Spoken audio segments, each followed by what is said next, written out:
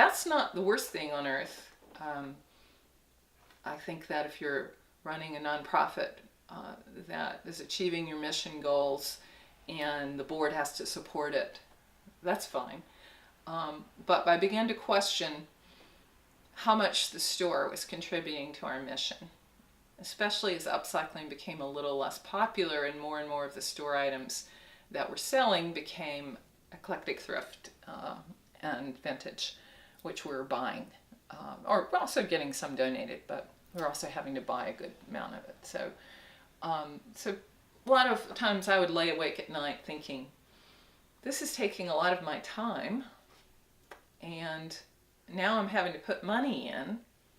So at the end of the day, is this the best way to spend money and time, or should we be doing something else that's a little more mission directed?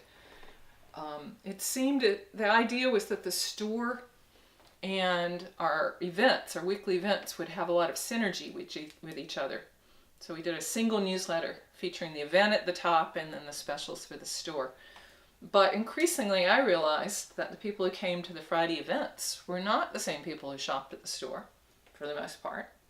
And the people who shopped at the store, even though they could sign up for the friends list and learn about the events, for the most part did not come to the events. So that synergy wasn't quite, it's hard to say, but it wasn't quite what I had hoped for. I guess we're testing that now because we've closed the store and we're renting it to a nonprofit, Friends of the Earth, and we're thrilled about that. And we're renovating our space for events here and hopefully creating more seating because we're going to share some meeting space with Friends of the Earth. The good side of that is we're redeploying my time. So I will do more research and writing in the environmental area. I've become an energy researcher. And I may do more writing for in a journalistic mode about the issues we're teaching about. But we'll find out if the newsletter synergy with the store was essential. So far, not many people have canceled. So far, it looks pretty good that people are still getting the newsletter, which is now events and not the store. Gotcha. Yeah. Wow, the reason why I'm not stopping you is because you're answering a lot of questions that I had in mind really well. It was like, ooh, boom, boom, boom, and I guess the article did a good job as well of like covering your history and the history of the store. So that's a lot why. So let me just. I still haven't said much about our events, but you have a long list there. So I guess because unfortunately there's so much more I want to explore. Trust me. Unfortunately, the time today is getting to me. Of course, I understand. But let's see. I think maybe 2 questions. If you could speak to some examples of the events that you keep alluding to. Talk to that, and then what legacy do you hope Recyclique left, and how do you hope will spring you and your endeavors into the future? So from the beginning, we started out with monthly events, and very rapidly that went to twice weekly and to then every week in the first 6 months. We were doing hands-on type of teaching events.